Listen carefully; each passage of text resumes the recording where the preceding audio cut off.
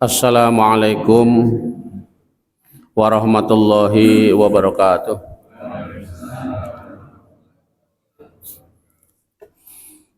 Alhamdulillah alladzi amarna bil ma'ruf wa nahana 'anil fahsya'i wal munkar. Asyhadu an la ilaha illallah wahdahu la syarikalah al-wahidul qahhar. Asyhadu anna Muhammadan abduhu wa rasuluh an-nabiyul mukhtar. Allahumma shalli wa sallim wa barik ala Muhammadin khairil bashar wa ala alihi wa ashabihil abrar wa man tabi'ahum bi ihsanin ila yaumil mahsyar. Subhanaka la ilma lana illa ma 'allamtana innaka antal alimul hakim. Rabbi shrah li sadri wa yassir li amri wahlul 'uqdatam min lisani yafqahu qawli. Amma ba'd. Terlebih dulu para sesepuh yang selalu saya muliakan, saya hormati, bapak-bapak pada umumnya yang juga saya hormati, ibu-ibu yang saya hormati, adik-adik para remaja yang kita banggakan. Hadirin hadirat semua yang dimuliakan Allah, yang saya hormati, mari kita tidak henti-hentinya selalu memuji syukur kehadirat Allah Subhanahu wa taala atas berbagai nikmat yang tiada terbilang, yang tiada terkira yang Allah telah curahkan, telah limpahkan kepada kita sekalian. Salawat salam semoga selalu terlimpah pula kepada junjungan kita, panutan kita, Nabi kita, Nabi Agung Muhammad sallallahu alaihi wasallam. Bapak-bapak, ibu-ibu dan saudara, di awal pembukaan selalu saya bacakan surat Toha, Rabbi shrah li sadri wa yassir li amri wahlul 'uqdatam min lisani yafqahu qawli. Kalau lihat sejarahnya, ayat ini dalam tafsir Ibnu Katsir, juga dalam tafsir-tafsir yang lain, ayat ini dibaca oleh Nabi Musa dan Nabi Harun, saudara, kaberadik. Jadi Nabi Musa dan Harun itu mau menghadap Fir'aun. Lalu Nabi Musa ini kan agak cadel karena pernah memakan api, disuruh milih ini makannya api, sehingga ngomongnya rada angel. Nah, waktu itu mau menghadap Fir'aun, raja yang terkenal bengis, raja yang terkenal diktator, raja yang sangat kejam. Nah, bicara lancar saja belum tentu lancar di sananya, maka dia berdoa supaya lancar. Jadi Rabbi shrah itu dibaca oleh Nabi Musa di depan Fir'aun. Itu kalau saya membaca seperti itu tidak menganggap jamaahnya adalah, iya, jadi itu ya, itu sejarahnya memang Nabi Musa ini. Tapi meskipun dulu dibaca untuk menghadap Fir'aun, tapi isi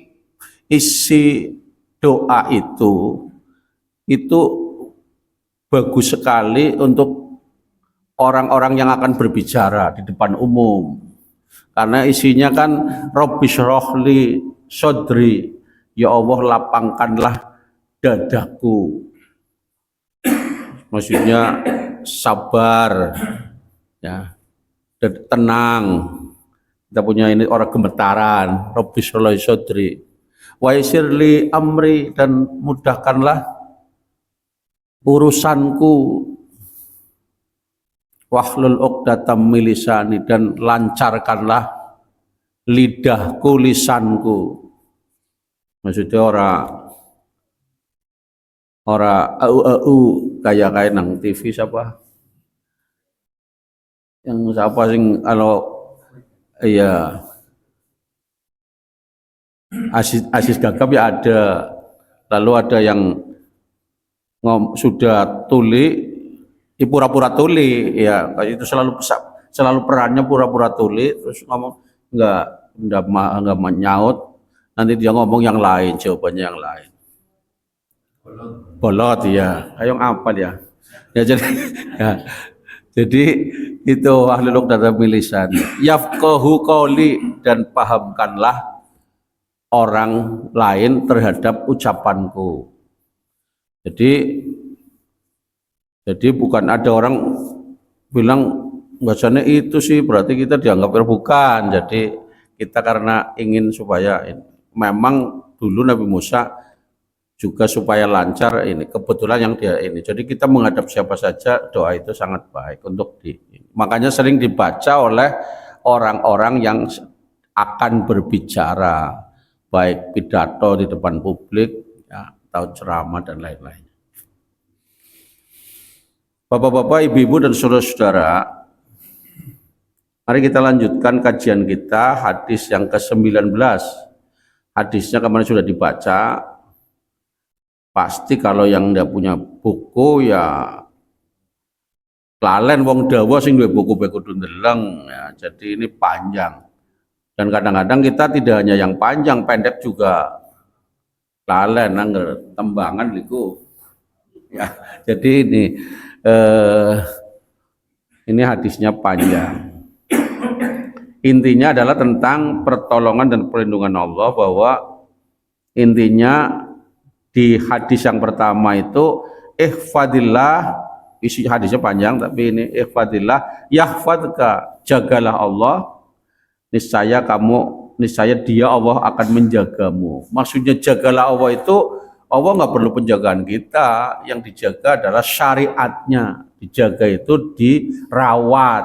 Maksudnya siapa yang punya komitmen, kita komit, punya tanggung jawab, terus senantiasa berusaha tidak lepas dari syariat Allah SWT, dari ta'alimul Islam, dari ajaran Islam, dia selalu di mana saja, kapan saja, dalam keadaan bagaimanapun, selalu dibuhul dengan ketakwaan, dia selalu komitmen dengan ajaran Allah, ketakwaan, keimanan, kesolehan dan lain-lainnya.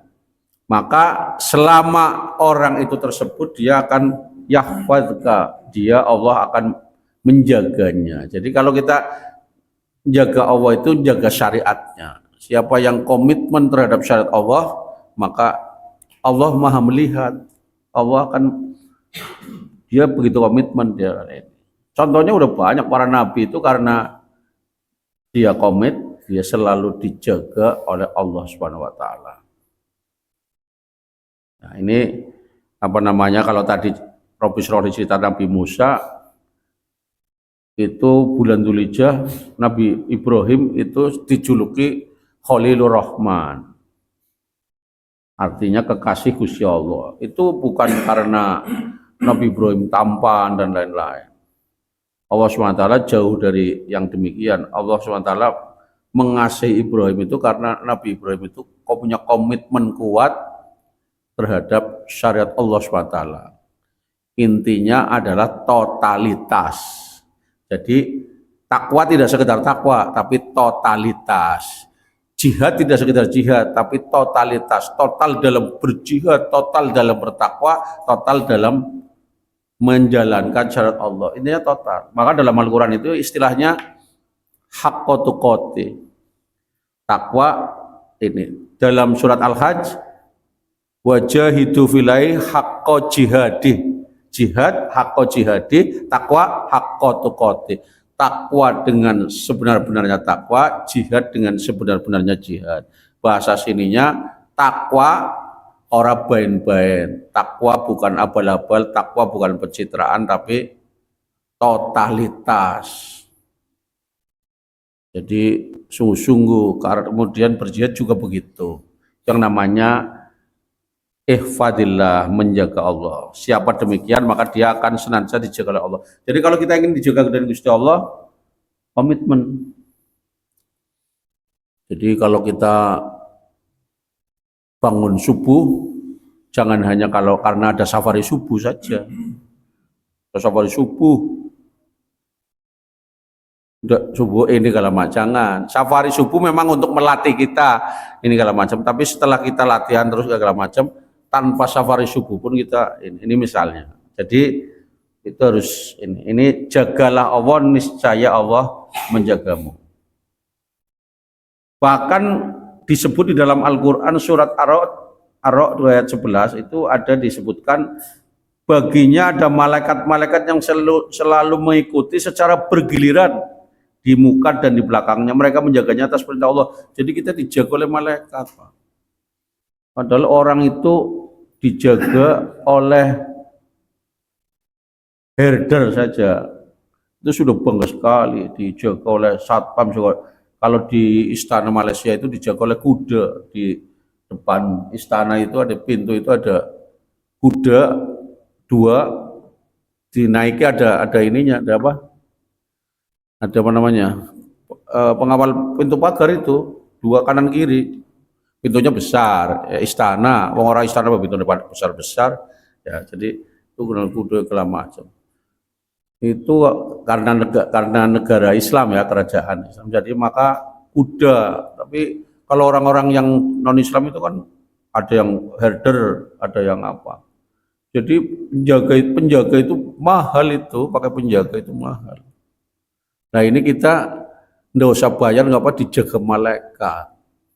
Dan malaikat itu bergiliran. Itu malaikat kalau ditunjukkan aslinya ya penjaga yang luar biasa, lebih dahsyat dari segala penjagaan yang ada di dunia, lebih dari rombongan satpam, rombongan keamanan, lebih dari herder, lebih dari kuda dan lain-lain. Ini antara lain.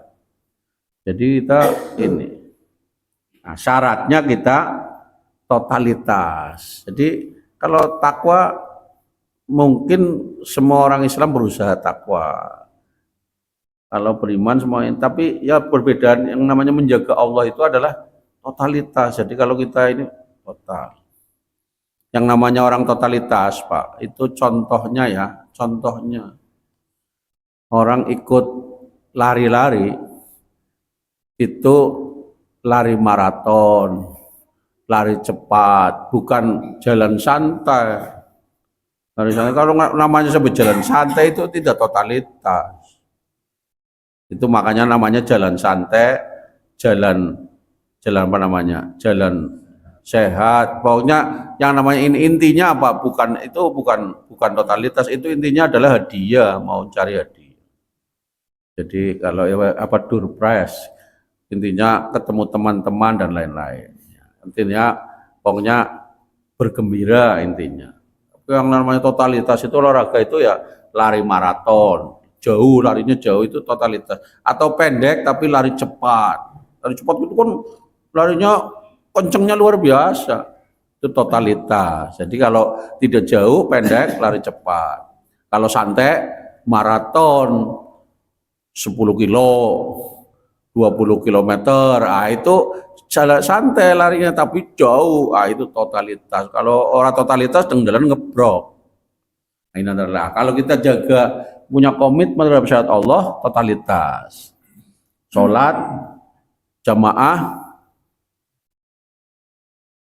kalau kita punya waktu, jangan hanya maghrib isya saja, usahakan.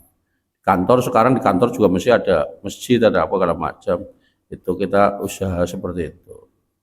Kita jangan kalah. Saya lihat ada beberapa di Tegal ini orang-orang yang saya salut itu ya, profesinya bukan mubaligh, bukan ini, tapi ini di daerah saya di Mujasem ada seorang dokter angkatan laut 5 waktu ke masjid, Pak.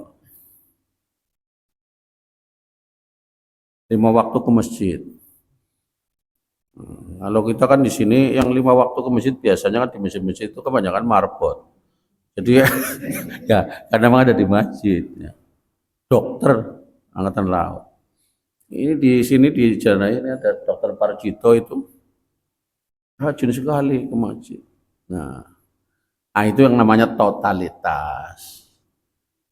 Bukan saya menyamakan dokter-dokter itu tadi dengan Nabi Ibrahim, tidak. Tapi totalitas itu seperti itu. Nah, jagalah Allah, niscaya Allah menjagamu. Jadi mari kita laksanakan syariat Allah dengan penuh totalitas. Pokoknya kalau kita totalitas itu, Gusti Allah mengatakan begini sih. Kalau totalitas itu kan, kalau jamaah pahalanya 27 kali lipat dibanding sholat sendirian. Sing penting jamaah teka karim apa lipitul likur. Itu namanya tidak totalitas. Jamaah betul, pahalanya mungkin 27 benar sama yang dengan yang masbuk dengan daripada yang di rumah itu pahalanya sama, tapi tidak totalitas. Dia sudah menjaga tapi belum ini. Yang totalitas itu yang Allah akan selalu menjaga adalah orang-orang yang punya komitmen tinggi, yaitu jamaah tidak terlambat. Nah, yang namanya terlambat nggak apa-apa, tapi sewaktu-waktu. Kalau saben jamaah terlambat, saben jamaah terlambat, itu namanya tidak totalitas, itu namanya memang hobi terlambat. Nah, jadi ada orang kalau ya terlambat. Nabi Muhammad itu sholat subuh itu membaca suratnya itu panjang sekali karena mendengar ada langkah sahabat yang datang terlambat. Karena mengapa Rasulullah sampai seperti itu? Karena sahabat itu nggak pernah terlambat. Jadi sampai di segala macam. Dia saking ingin jamaahnya terus itu namanya terlambat yang tidak sengaja itu ini. Jadi orang yang saya mengatakan dosa yang diampuni adalah dosa yang misalnya orang seperti hujan-hujan itu orang yang kepelarak. Orang yang kepelarak itu namanya tidak sengaja terjatuh. Tapi kalau orang yang melarak-melarak, ya orang yang kehujanan, yaitu terkena air hujan tidak sengaja, itu itu yang tidak sengaja itu yang nggak apa-apa. Tapi yang kalau sengaja hujan-hujanan, nah itu kalau kita bermain dengan dosa itu yang tidak akan terampuni. Orang yang melaksanakan kebaikan itu akan dapat pahala. Tapi kalau melaksanakan kebaikan dengan serius, dengan sungguh-sungguh, itu yang totalitas, itu nanti akan dapat penjagaan Allah Subhanahu wa taala. Ini antara lain. Jadi dasarnya itu ini, dan penjagaan Allah sangat luar biasa tadi. Dia perintahkan para malaikat untuk bergantian menjaga kita. Jadi kita akan senantiasa dilindungi Allah Subhanahu wa taala. Di dalam surat Al-Baqarah itu ada ayat begini bunyinya. Setelah ayat kursi kalau nggak salah. A'udzubillahi minasyaitonirrajim. Allahu waliyul ladzina amanu yukhriju minadz-dzulumati ilan-nur. Allah itu akan melindungi orang-orang mukmin. Allah itu akan menjadi wali, akan menjadi pelindung orang-orang mukmin, yaitu yukhrijuhum minadz-dzulumati ilan-nur. Dia Allah akan mengeluarkan orang-orang mukmin itu dari kegelapan, dari kezaliman kepada cahaya, dari kegelapan kepada cahaya. Jadi Allah itu akan selalu melindungi dan akan selalu menjaga agar dia tidak tersesat. Itu ini. Allahu waliyul ladzina amanu yukhrijuhum minadz-dzulumati ilan-nur wal ladzina kafaru awliya'uhumut taghut. Tetapi orang-orang kafir itu pelindungnya adalah taghut. Taghut itu berhala, setan atau segala makhluk buruk ya. Dia pelindungnya adalah setan. Awliya'uhumut taghut yukhrijunahum minan nuri ilad dzulumat. Yaitu dia taghut itu akan mengeluarkan mereka orang-orang kafir itu dari cahaya menuju kegelapan. Jadi dibalik. Jadi agar pelindungnya setan, pelindungnya iblis, pelindungnya taghut itu dia akan mengeluarkan kita dari cahaya menuju kegelapan dan kesesatan.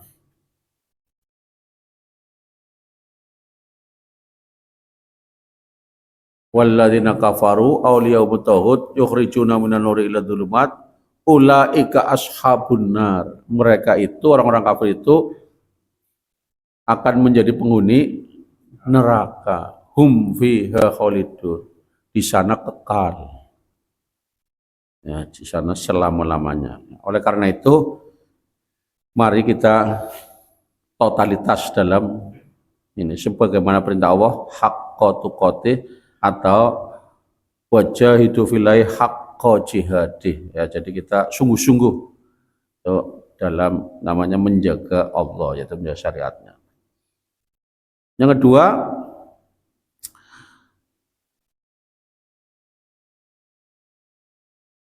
pertolongan dan dukungan Allah. Isi hadis ini kan di sini kan ihfadillah yahfadka, ihfadillah tajidhu tujahaka, idza sa'alta fas'alillah wa idza sta'anta fasta'in billah. Dan apabila kamu minta tolong, maka minta tolonglah kepada Allah, karena Allah itu adalah yang maha memberi pertolongan.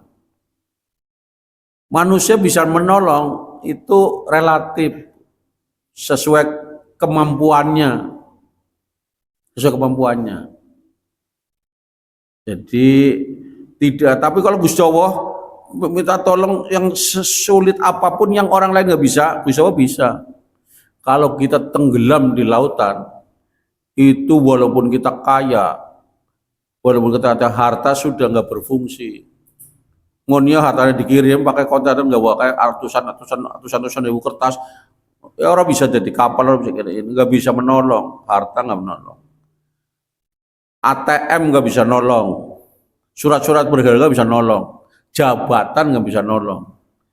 Maka orang tenggelam mesti yang disebut bukan harta. Mesti kalau orang kafir mesti, oh my God, help me please. Nah, kalau kita mesti, ya Allah tolong, ya Allah. Karena ngerti kalau di tengah-tengah lautan itu enggak hanya Gusti Allah yang bisa menolong. Dengan cara apapun Gusti Allah ada saja. Lagi tenggelam, tiba-tiba ada helikopter lagi cari apa namanya ini segala macam, turunkan pelampung. Ada orang tenggelam. Anak baik. Kalau Nabi Yunus dulu malah ikan ini segala macam, ikan orang ngeletak, ya maksudnya ikan itu tidak menelan, ya. Malah ya, akhirnya diantarkan oleh ikan hiu sampai ke ini antara lain. Jadi pertolongan itu Allah itu sudah sangat luar biasa. Maka dari itu di sini kalau kita ingin dapat pertolongan Gusti Allah, minta tolong sama Gusti Allah. Maka jangan kita minta tolong kepada manusia. Minta tolong manusia itu sekedar saja. Kalau mau minta tolong ya kepada Gusti Allah, karena Gusti Allah pasti menolong. Yang orang lain nggak bisa nolong saja Gusti Allah menolong. Nah, supaya kita seperti itu ditolong sama Allah di situasi yang sulit, maka kita di situasi yang gampang setiap saat kita menolong Allah. In tansurullah yansurkum. Siapa menolong Allah, dia akan ditolong. Yang suruh menolong Allah gimana? Gusti Allah nggak butuh pertolongan kita, yaitu kita tidak hanya totalitas dalam bertakwa, berjihad, tapi kita mendakwahkan. Itu namanya menolong, menyebarkan.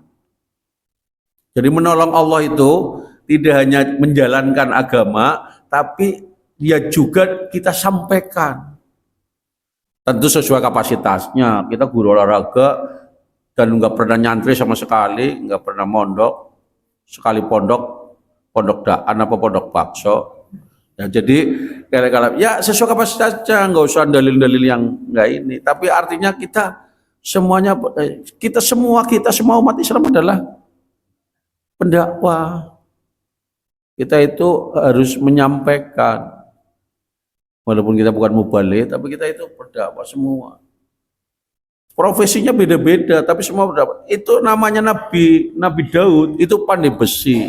Nabi Idris itu tukang jahit. Mulane tukang jahit tak sing arane Idris Taylor. Misalnya Nabi Idris dulu tukang jahit. Masyaallah. Ya. Jadi itu kan jahit. Tapi semua nabi itu adalah pendakwah.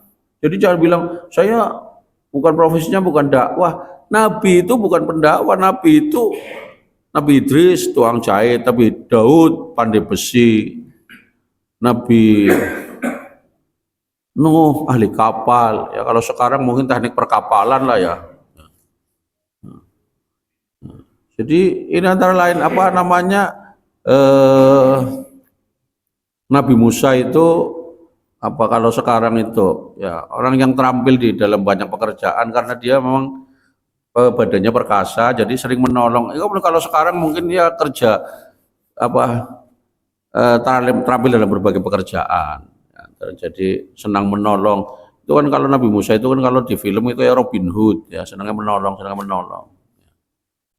Terakhir itu dia menolong Nabi Syuaib karena ada dua orang putri kakak beradik, putranya Nabi Syuaib itu mengambil air di sumur yang jauh, mengambil air untuk ini segala macam. Nabi Musa mau Jawa itu enggak ini ditiliki enggak, ternyata diantarkan orang tersebut ini dia kasih lihat ini segala macam. Dia ambilkan. Terus ya, besoknya lagi masih lihat ini maka dia ambilkan lagi. Jadi ini apa ya? Karena ternyata jauh, akhirnya sudah saya antarkan. Lama-lama Nabi terus seperti itu. Sekarang anaknya menjadi ceria karena orang ngangkat barang-barang berat. Dia ceria, sering senyum segala macam. Bapaknya rasakan anaknya bocah, saya seneng teman jubilan karena ditolongi di banyu dari Nabi Musa. Akhirnya sama Nabi Musa ditanya, kon salah satu apa ya, kamu seneng apa enggak? Salah satu di antara ini, kita nggak mungkin dua-duanya kan? Hanya karena anak perempuan dia diam saja mau senyum-senyum toh. Maka ketika Nabi Musa mengantarkan air itu ditanya sama Nabi Syuaib, kamu mau dengan salah satu anak ini segala macam. Jadi orang mau dapat perempuan itu ya harus mau kerja keras dulu. Kadang-kadang kita jaluk kerjanya sungkan jaluk ke bojone. Ya ini nggak bisa segala macam. Tapi Nabi Musa ngambil air bukan karena perempuan ya karena ikhlas segala macam. Dan kalau orang ikhlas itu seperti itu. Tapi juga tidak bisa jadi dasar karena wong ikhlas tapi bojone orang jangan juga jadi ini karena jodoh itu memang di tangan Allah SWT. Ini antara lain. Jadi minta tolonglah kepada Allah. Dalam Al-Quran itu banyak ayat-ayat semacam itu ya. In tansurullah yansurkum wa yusabbit aqdamakum. Ya, jadi minta tolonglah jika kamu menolong Allah, yaitu menolong agamanya, kita ikut mendakwahkan, maka Allah akan menolongmu. Wa yusabbit aqdamakum, bahkan akan meneguhkan kedudukanmu. Kedudukanmu kan ini. Kan ada pepatah dalam bahasa Indonesia, diambil dari bahasa Inggris. Jadi dengan ilmu pengetahuan orang bisa meniti karir setinggi-tingginya. Tapi dengan karakter dan akhlak, orang bisa bertahan lama di dalam karir itu. Jadi orang bisa tinggi karirnya karena ilmu pengetahuan, tapi bisa bertahan lama karena karirnya. Kalau dia nggak punya karakter, nggak punya akhlak yang bagus, nggak bertahan lama. Kalau nggak punya karakter itu banyak. Ya, jadi misalnya terindikasi macam-macam ya banyak yang mempersoalkan, nggak jujur dan lain-lain, ijazah ora benar dan lain-lain, ya banyak yang mempermasalahkan. Maka itu antara lain. Maka kita harus di samping mengejar pengetahuan setinggi-tingginya, kita juga harus membangun karakter unggul, ya, kejujuran, kedisiplinan, suka menolong orang lain, suka membantu dan lain-lainnya. Karena itu yang akan ini. Jadi itu tentang pertolongan. Di dalam Al-Quran disebutkan sesungguhnya Allah itu beserta orang-orang yang bertakwa dan orang-orang yang berbuat kebaikan. Ya. Jadi dan banyak sekali. Dan di dalam surat Al-Maidah makanya kita disuruh tolong menolong dalam kebaikan. Ta'awanu 'alal birri wat taqwa wa la ta'awanu 'alal itsmi wal 'udwan. Itu surat Al-Maidah. Surat Al-Maidah. Ya. Kalau yang tadi tentang bahwa Allah itu bersama orang takwa dan orang yang berbuat kebaikan, surat An-Nahl ayat 128. Kemudian yang kedua, yang berikutnya, jadi jaga Allah, Allah akan menjaga kita, yaitu yang menjaga kita melaksanakan ajaran Islam secara totalitas. Kemudian menolong Allah, maksudnya kita mendakwahkan, tidak hanya menjalankan, tapi kita ikut berusaha menyebarkan. Kalau kita pejabat, ya mungkin kita menguntungkan Islam dengan jabatannya. Kalau kita kaya, kita menguntungkan Islam dengan hartanya. Kalau kita tokoh publik, misalnya selebritas dan lain-lain, ya ikut mengharumkan Islam dengan popularitasnya. Jangan Islam dirusak karena mencari popularitas yang buruk. Ya, ini antara lain. Misalnya kalau ada artis Muslim, itu artis-artis yang membanggakan Islam. Jadi saya terus terang saja ini, mohon maaf ya, tidak bermaksud ini. Seperti misalnya artis di Malaysia itu, namanya yang nyanyi Laksamana Raja di Laut. Apa namanya?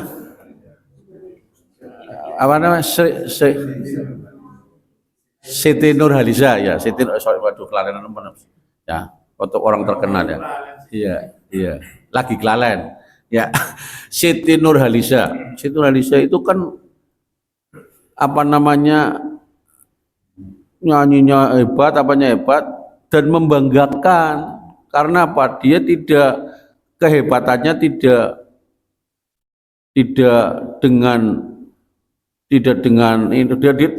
penuh karakter. Jadi walaupun dia nyanyi di segala macam, dia tetap ini pakaiannya itu kan lebih rapi daripada artis Indonesia. Artis Indonesia walaupun tadinya rapi, bagus, harus terkenal, luntur. Jadi nggak membanggakan. Ini antara lain. Jadi ini nggak membanggakan. Ya. Coba di ibu-ibu bandingkan Soro Sadoarus ya, tapi jangan menyebut orang kurang baik sih ya. Jadi di Indonesia kan ya ada yang terkenalnya justru karena, mohon maaf, karena meloake anak. Jadi bayar larang justru karena meloake, akhirnya dia tambah meloak kok ya.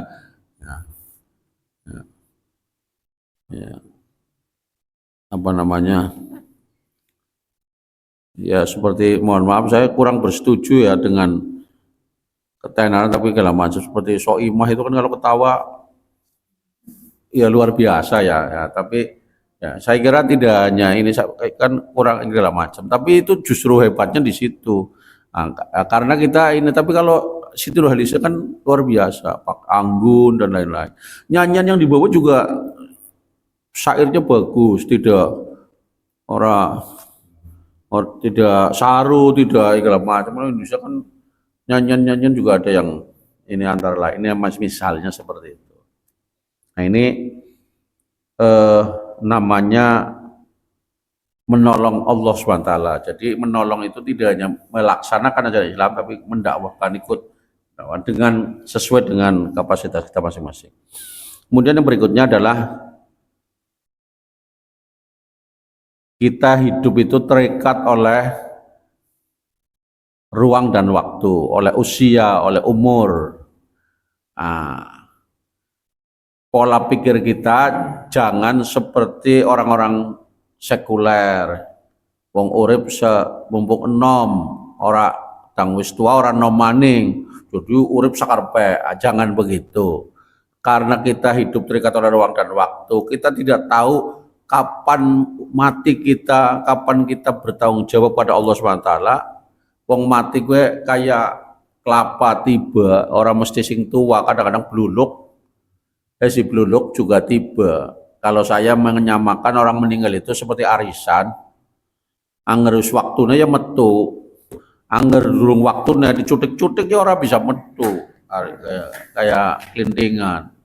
Monia pengen metu dicutik-cutik angel nemen celengan tapi pada waktune metu deh mulus nung gampang empor. Nah, saya ada tetangga kemarin itu, dia memang kondisi sudah sakit, tapi artinya sakit apa sakit tua gitu. Tapi hari Minggu itu masih sholat subuh ketemu, hari Senin jam 2 siang pengumuman berita duka orang yang subuh itu ketemu, ternyata habis sholat subuh itu malamnya itu dibawa ke rumah sakit lalu meninggal hari Seninnya itu, hari Minggu, hari Seninnya itu pada duhur ya, jadi di rumah sakit. Jadi cuma 1 hari dok. Nah itu meninggal, dan saya kira yang seperti itu banyak, apalagi sekarang di TV dengan dunia digital itu apa saja diberitakan, orang lagi pidato mati, orang lagi baca Quran, ini ada orang yang lagi apa nyetiri lampu merah, orang jalan-jalan, hijau orang jalan-jalan, jumlahnya nyetiri mati, duduk mati mobilnya sing mati, sing nyetiri mati, coba lampu merah wis hijau, orang jalan-jalan mobilnya padahal mesinnya masih nyala, jumlahnya sing nyopir mati, coba. Ya, kan ini antara lain. Malah ada orang takziah di dalam kuburan takon, di lagi akeh wong mati, ki mesti ki sapa? Jebule sing ngomong kaya gue esuk innalillahi wa inna ilaihi rajiun apa ora ini. Itu antara lain, karena itulah maka karena kita hidup terikat oleh ruang dan waktu, mati itu rahasia Allah. Mati itu pasti, mati itu misteri, tapi pasti terjadi. Yang kita tidak tahu adalah caranya, tempatnya, dan kapan. Itu rahasia Allah, itu misteri, tapi pasti terjadi. Tapi yang kita tidak tahu adalah cara kita mati, apakah lewat sakit, apakah lewat kecelakaan dan lain-lain. Itu semuanya adalah rahasia Allah ya. Jadi pasti terjadi, tapi caranya nggak tahu, kapannya nggak tahu, di mananya nggak tahu.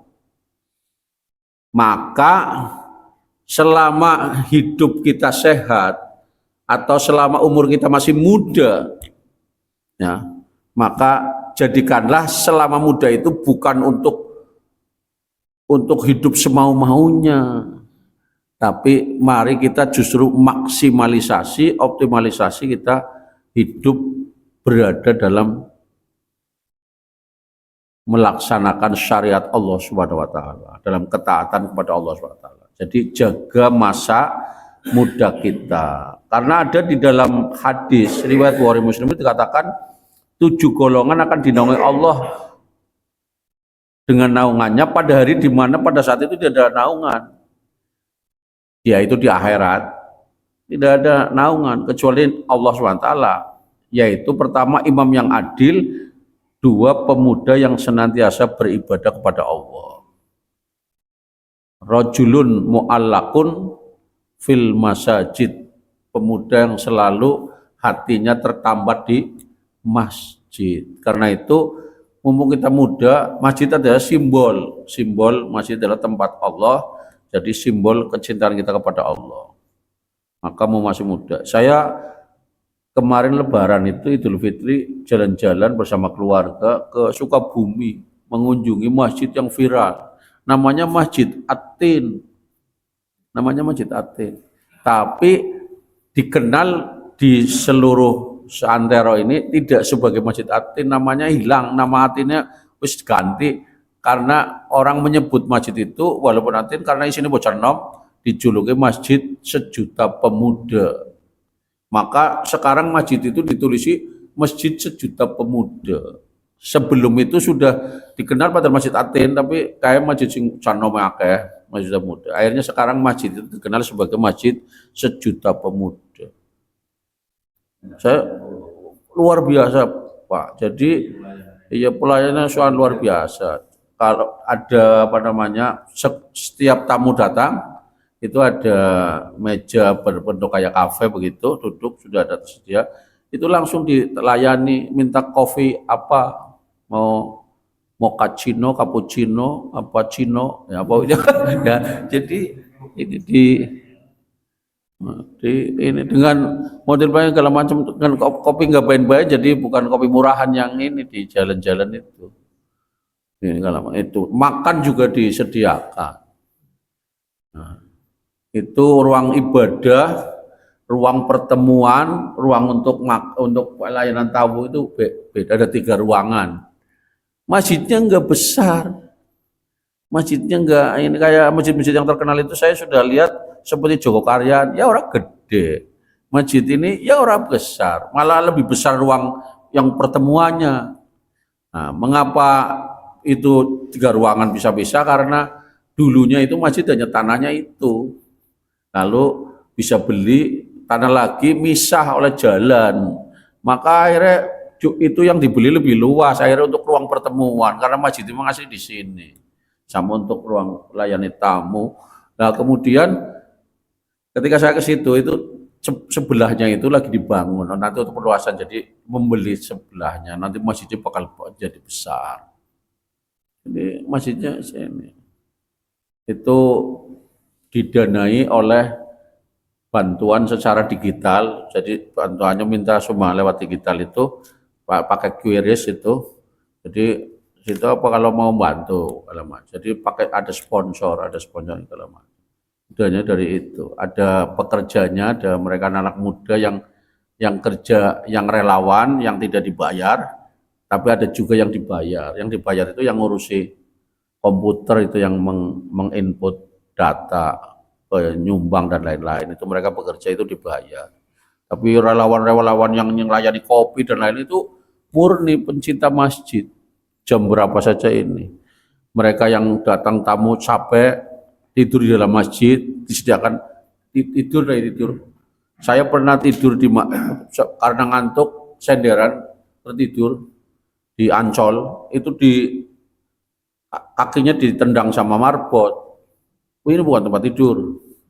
Ya, ini tapi di situ orang tidur segala macam, tidur kenyang banget. Itu dari anak-anak muda itu yang melayani kopi itu ambil bantal, dikasih bantal Pak di masjid itu. Jadi nggak dilarang orang tidur segala macam, ngerti dari jauh, banyak kan dari jauh, mereka dari jauh itu orang itu dikasih bantal, udah suruh pindah nggak apa, malah dikasih bantal. Kalau saya waktu di Ancol malah ditendang kakinya. Ini buat itu kalau macam, ini antara lain. Nah, jadi ini yang membuat ini. Jadi orang, nah ini, mumpung kita masih muda itu, mari kita rajin. Nah, saya senang ini masjid ini banyak, jamaahnya banyak, karena masjidnya kecil. Jadi ya jadi tapi ini banyak Pak. Jadi saya akui, mudah-mudahan tiap hari seperti ini ya, maksudnya sama. Coba kalau nanti banyak kan nanti bisa membayari sebelah, bisa nanti bisa besar, bisa ke atas. Amin. Itu yang ke berikutnya. Jadi pertama jaga Allah, Allah akan menjaga kita, yaitu kita totalitas menjalankan Allah. Yang kedua menolong Allah, yaitu yang dimaksud mendakwakan. Kemudian yang ke berikutnya yaitu mari umur kita yang ada ini, apakah tua apakah muda, apalagi yang masih muda, mari kita justru masih muda itu seperti Ali bin Abi Thalib. Jadi kita gunakan masa muda ini untuk taat kepada Allah Subhanahu wa taala. Di dalam Al-Qur'an disebut, kalau saya tidak salah surat Al-Ahzab apa ya? Itu sering disampaikan oleh para khatib, wa man yuti'illaha wa rasulahu faqad faza fawzan 'azima. Siapa taat kepada Allah, maka dia akan selalu sukses, dia akan diberikan kesuksesan yang besar. Jadi kalau orang pengen sukses, taat kepada Allah Subhanahu wa taala. Justru makin muda taat, luar biasa. Mulanya wong tua sudah mengatakan, jadi anak yang soleh ya, jadi anak soleh ya, jadi anak soleh. bukan maksudnya jadi anak yang man soleh, duduk, maksudnya jadi anak yang baik. Kayak sana ada. Ya. Jadi itu dulu. Nanti ini saya sudah bilang hadis ini panjang, jadi masih memerlukan beberapa kali pertemuan. Saya kira demikian, mudah-mudahan manfaat, mudah-mudahan kita menjadi orang-orang yang selalu menjaga Allah, yaitu melaksanakan perintah-perintah Allah secara totalitas dan selalu menolong Allah, yaitu ikut mendakwahkan, menyebarluaskan syariat Islam ini. Saya kira demikian. Assalamualaikum warahmatullahi wabarakatuh.